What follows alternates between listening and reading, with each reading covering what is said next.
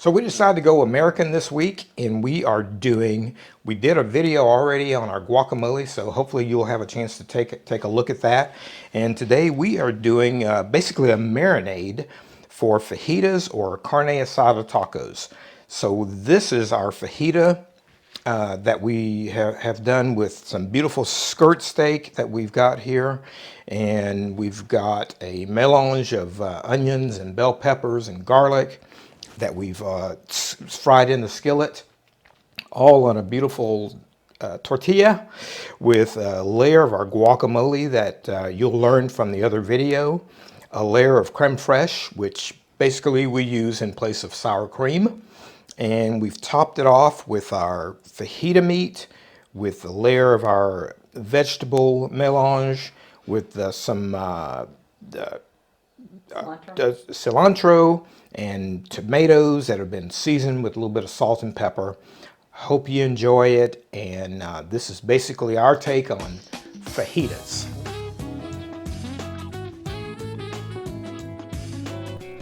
Hey everybody, it's Walter from Artistic Gourmet Adventures. My wife Kim and I own this unique small group tour company where we host groups of 6 to 12 guests for 1 week luxury adventures in beautiful locations throughout Europe and the United States. I have the privilege of being the adventure chef, creating and preparing daily gourmet meals for our guests. We also enjoy creating in-home private dinners for clients and friends when we're back in the States. Many of our guests request our recipes and want to learn cooking tips. So, in this video series, from our cozy home kitchen here in the beautiful Loire Valley of France, we will demonstrate a wide variety of recipes, from culinary classics to originals, as well as covering professional kitchen techniques for the home chef. For more information on Artistic Gourmet Adventures, check our website, linked in the description below. Now, let's start cooking.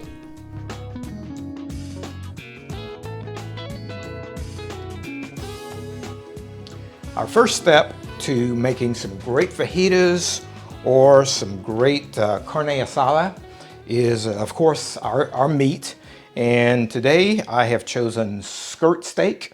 Skirt steak in France is called ampe. It's spelled H-A-M-P-E, pronounced ampe. But nice marbling in it. And it's a pretty inexpensive cut of meat. But man, is it delicious. It takes seasoning very, very well. So that's going to be the meat that we'll use. And let's look at our marinade ingredients. And let me talk for just a second about one of the ingredients we're going to use is going to be cilantro, is what we call cilantro in the States. Here it's called coriander leaf. But I want to talk about this because I've seen people, if you're growing cilantro in your garden, and you know how it's got the nice leaves and everything at the bottom, and then as it grows, it starts developing these little fronds on the end and even flowers. Well, all of that is edible, so don't toss that away, and it's great for a marinade. As a matter of fact, I would venture to say this is actually more potent than the leaves are. It's got an incredible flavor. So, you know, we tend to preserve our herbs when we pick them and we know we're going to be using them over the next couple of days. We try to preserve them by just putting them in a jar of water. We've taken the water out of this one. But anyhow, I just wanted to mention that about cilantro in case you're throwing away that part. Don't throw that away. You could even decorate a plate with that. That's really nice. Nice, pretty flowers. So we will use that for part of our marinade, and I'm just going to chop it up. And that way you can save the nice, pretty leaves, you know, for something else, for the top of your guacamole or something. So that's what we'll do with that. And so the rest of our ingredients of our marinade, though, are we are going to start with a little bit of smoked paprika. So that's going to be our first seasoning that we'll put in here. And I'm probably going to put it's probably about a tablespoon. And some ground cumin is going to be next. And you probably only need maybe a couple of teaspoons of ground cumin. And I've got some onion powder here, or some granulated onion. And I'm just going to use the whole thing, probably a tablespoon of that. And same thing with our garlic powder. You know, you just can't have too much garlic, so let's go ahead and use about a tablespoon of that. And then we'll add our cilantro leaf in at the end.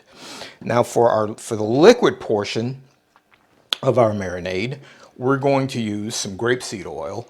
And the main reason I like to use grapeseed oil is that because we're going to be putting this on the grill and it's going to be a hot fire, this has a higher burn point or a higher flash point than olive oil does. So, you know, it'll take it a little bit longer before it just kind of goes berserk and catches on fire. And then a few drops of Worcestershire sauce. And, you know, most of this stuff is to your liking. And but I would say I probably put about a teaspoon or teaspoon and a half of Worcestershire sauce in there. And secret ingredient, soy sauce. Believe it or not, yes, soy sauce is a great ingredient. And for that reason, we're not actually putting salt into the marinade because salt tends to draw out the moisture in the meat. So we won't put any salt in there. And then our last ingredient is going to be a nice freshly squeezed lime. And we're just going to use the juice of that. So whenever you are going to juice a lime or a lemon, you want to roll it and just make sure it gets nice and juicy. And we're just going to, in this case, we're just going to cut it in half. And we'll use our trusty, I don't know what you call this, a juice thingy. And you can grab this from Amazon. I think we've got a link on our website for that, but you can just do that with that. Great for lemons, limes, oranges, that kind of thing. And probably that half is all we need to start with. So that will be our marinade. And I like to try to do this. You could even do it the night before you are going to grill your meat, but it's nice to have that to set things up. And now the last thing for this is, and this is optional, but I like using a chili pepper puree. And, you know, in this case, I've got a harissa. In the States, you can get the, it's usually found in the Asian section. I can't remember what it's called, but it's in a little bitty jar, or even in cans. Or you can get the chipotle peppers and adobo sauce. That's an awfully good marinade as well. So we will go with some of that. Actually, before I do that, let's go ahead and put our black pepper on.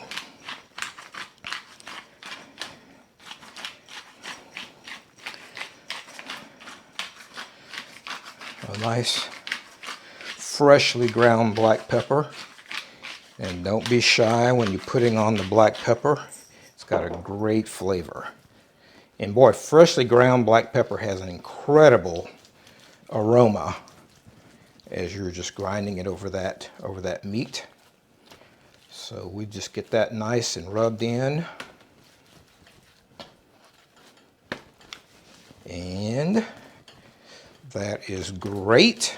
Now all we need to do is take this, put it in our trusty bag, and I'm just going to put it in a nice Ziploc bag,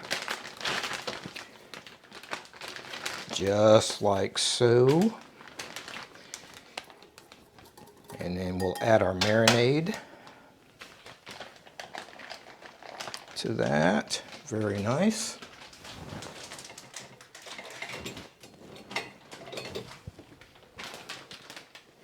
And let's just get everybody out of there. We don't want anything left behind. All right. Very nice. Okay. And we'll just kind of get the air out of it. And we'll just roll it around in there. Let everybody get a little bit of it. And there we have it. So what we'll do is we'll just put this in the refrigerator for a couple of hours, and we'll come back and the hard part's done. That's our marinade. So to continue with our fajitas today, we decided to go with the gas grill just for convenience sake. Yes, I do have a wonderful charcoal grill and a nice smoker, but sometimes you just want to make it a little bit easier. So if you decide to do that and you want to use your gas grill, there is a way to still get that smoke flavor. And what I have found is this little dumaflaci, and it's fantastic. You just soak some wood chips in some water, and you can put your wood chips in this bad boy, and you get your grill screaming hot. Like right now, I've got the grill on, right now it's at about 550 degrees centigrade, which is, it's not really that hot. It's only about 275 Fahrenheit. But we're gonna go ahead and put this in the hottest part of the grill, and we're gonna get some smoke going. So that's one way to be able to do that, get a little smoke flavor, and also be able to have the convenience of using your gas grill. So our fajita meat, our skirt steak, has been marinating now for about 3.5, 4 hours, something like that. And we are getting prepared to put that on the grill here. And we're just letting it get up to temperature. I like to get this up to about 550, 600 degrees. And it's just absolutely burning hot. And then we'll put our meat on. And so in the meantime, what we'll do is we'll go in and we'll work on getting our, we're gonna do some onions and bell peppers and garlic to dress our fajitas. So let's go inside, do that. By the time we come back out, our grill should be ready. Okay, we've got our grill heating up. Now it's time to get our peppers and onions on. So we've got the fire going here, and we're just gonna put some grapeseed oil in our pan. And we're basically just going to sweat, slow cook, and even caramelize a little bit our onions and bell peppers. So we'll just put all of those in there, and we'll just let them cook away. And one of the things I like to do that I think really makes a difference when you're doing onions and bell peppers is I like to season them with salt and pepper and a little bit of garlic powder, or granulated garlic in this case is what I like to use. So that is one thing that I think makes a huge difference in, I mean, you know, peppers and onions and that kind of thing. A lot of people think they're just kind of extra dressing, but you know, they deserve a little love too. So why not season them just like you're seasoning everything else, and they get to have that same great flavor. All right, so we've got those on about a medium heat, and we'll just let them slow cook and just bring all of that wonderful flavor out. Actually, we've got it on about a medium high heat because we do want a little bit of caramelization. So we'll let those guys go, and let's check on our grill.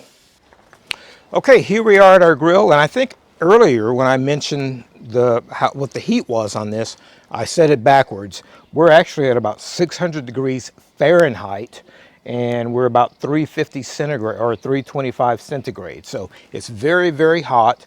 We've got our wood chips in here, and look it, they've started smoking away. So we should get some really nice smoke flavor. Now that we've got those going, I'm gonna just move that over to that part of the grill.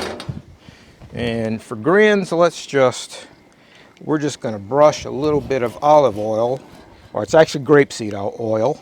It's not olive oil, it's grapeseed oil on our grill grates to maybe prevent a little bit of sticking. So we are going to go, oh, can you smell that? Oh my, okay. All right, let's just start with our skirt steak. There's one. There's two.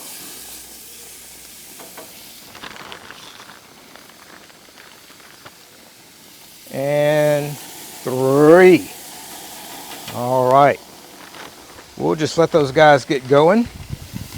And let's shut her down, make sure we get some nice smoke, and I promise you, they will not take very long. Well, our vegetables are looking great, smelling even greater. So we've got them, I went ahead and turned the heat up just a little bit because we want to go ahead and get those cooking a little bit more, get a little color on them.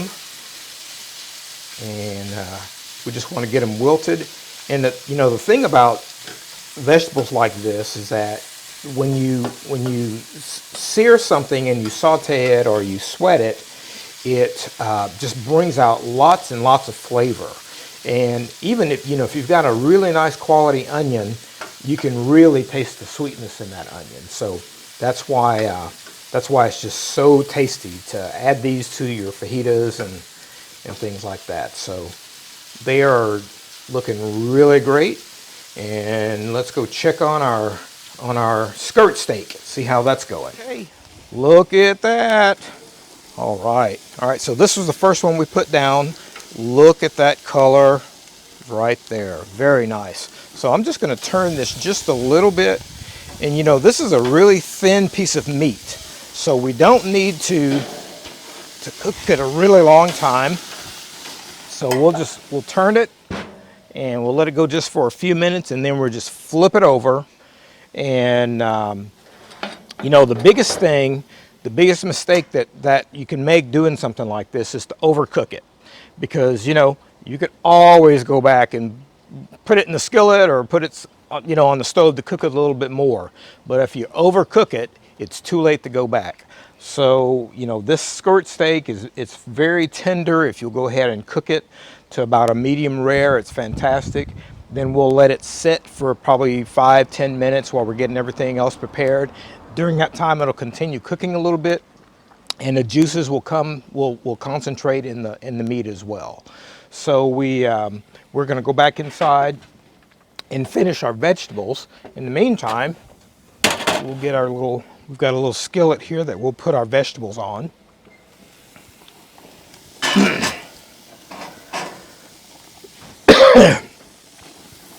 Okay, and now I think it's time to turn this.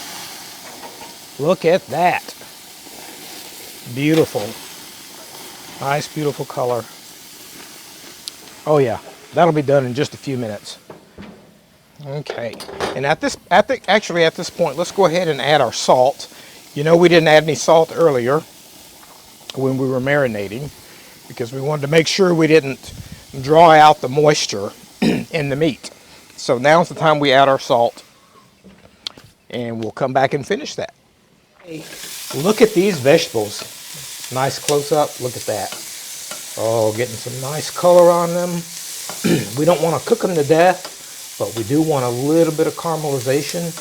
And as far as I'm concerned, those vegetables are good to go. That's what I call done and dusted. So I can tell you without even looking, that meat is done. It's ready to go. So we are going to turn the heat off. We'll go ahead and put our vegetables out here just to keep them warm. And let's take a look at our meat. Ah, fantastic. Look at that. All right, let's just finish it off with just a little drizzle of lemon juice. Fantastic. And we will put them on our tray and let them rest.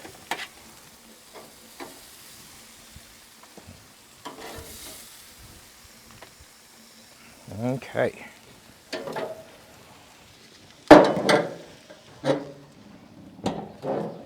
All right, we'll let those rest. Let's take them inside so we can slice them. And the other thing we need to do is get our tortillas ready, but we'll take these inside and we'll come back out and do our tortillas.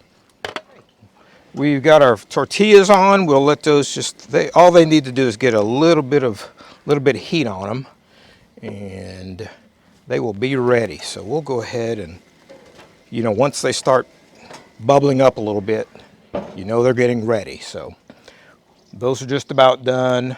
Our vegetables are looking great. Our meat's resting. In just a second, we'll go inside and we'll just put it all together. All right, it's time for the big reveal. We've got our vegetables over here. We're just keeping them warm. We've got our tortillas. Ooh, nice and warm. And there, oh, look at that. Look at those juices. My goodness. Okay, let's just take a look. Look at all of the juice that came out of that. Unbelievable. All right. And I think, you know, skirt steak, the grain runs this way, so we're going to cut it against the grain. Oh, look at that. Oh, nice. Look at the juice in that. Very nice. Okay. So we're just going to cut it on the bias, as they say. Perfect, perfect, perfect. Okay. Very nice.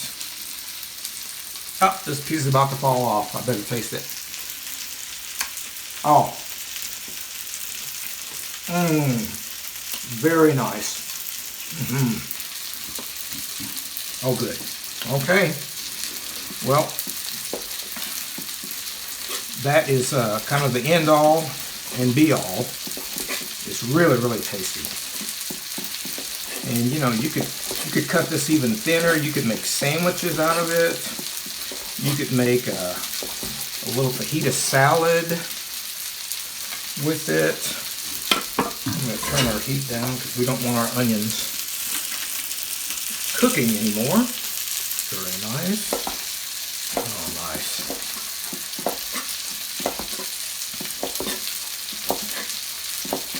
Okay.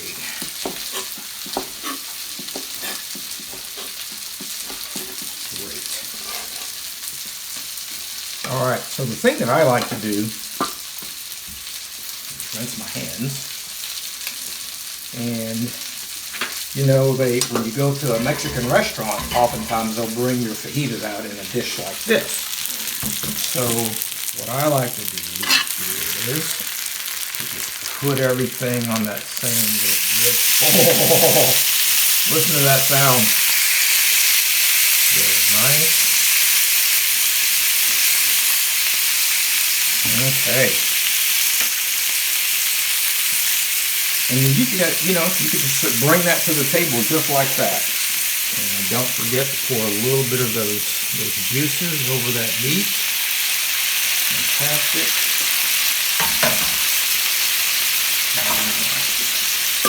We have a little bit of extra here that we need to soak up.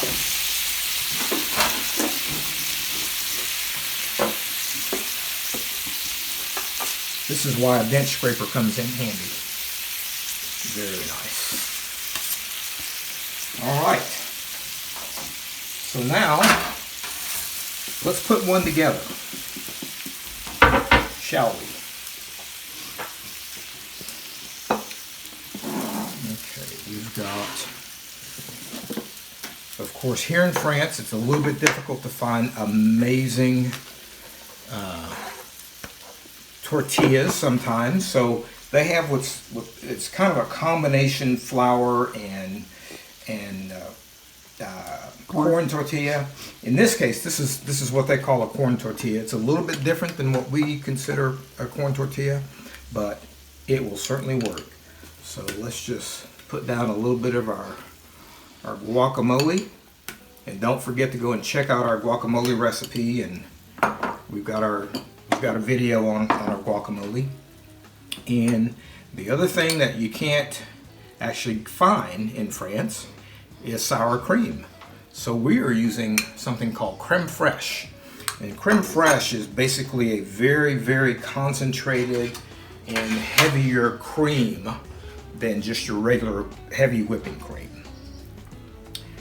And it's very, very good flavor. Meat, maybe one more. How about that? Let's go with some veg. Very nice. And let's say we top it off with a few tomatoes. And so I just dice these tomatoes up, and you know, with diced tomatoes, it's nice to, when you just got raw tomatoes, it's nice to just sprinkle them with a little bit of salt and just let that flavor just, you know, salt brings out flavor. So it's wonderful to do that and just let that permeate it. So shall we give that a try? Okay. You know, this is basically like a street taco almost. If you know, had a little taco shell, that's basically what this would be. Okay, let's give it a shot.